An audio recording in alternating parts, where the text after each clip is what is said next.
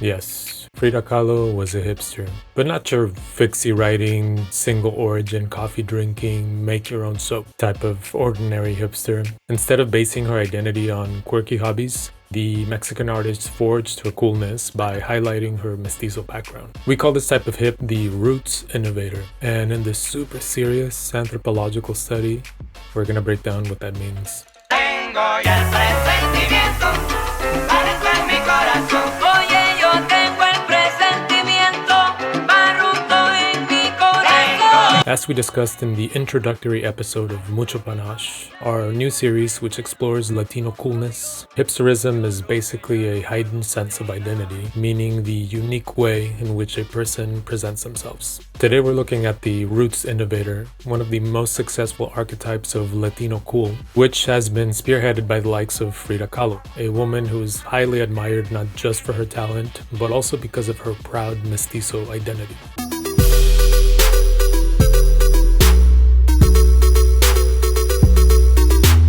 It's really important to remember that Frida was born during a time when Mexico was attempting to modernize itself. Porfirio Diaz, the Mexican president, dictator, used to be obsessed with European culture, and his admiration for white people stuff inevitably trickled down to certain groups of Mexican society. Since the ruling class of her time was attempting to be more, let's call it contemporary, Frida's use of indigenous imagery made her odd, but delightfully rebellious. Kahlo began experimenting with fashion in school after being bullied by classmates for her gait, which was caused by polio. She then created her famous look by combining Tejuana dresses with her existing wardrobe. Frida's style became a unique showcase for her proud, cross-cultural identity, and her defiant personality would later come through in her self-portraits, where she would highlight what others would have considered imperfections.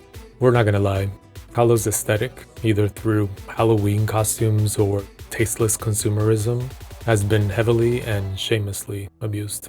However, it's not her fault, and it doesn't mean it's not cool. In fact, her influence seems to be stronger than ever. Plenty of people continue to take cues from Frida, either by highlighting their native culture, dressing colorfully outrageous, or the exact opposite.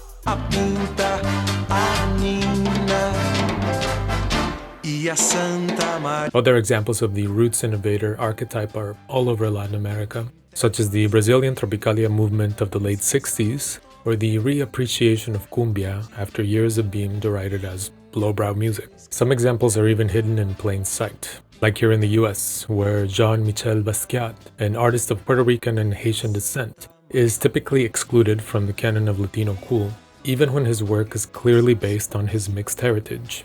And speaking of Latinos in the US who created a whole canon of coolness based on their Afro-Latino roots, there's a whole world to explore in the salsa stars of Fania Records. We're not going to touch the debate of whether salsa is a New York original or just Cuban music with a different name. What's undeniable is that Fania musicians did more than urbanizing a pre-existing Latin genre. The salseros actually shaped a musical phenomenon and created an aesthetic of cool based on their mestizo identity, which had a global impact and still resonates worldwide, even if a lot of commercial salsa has lost its edge.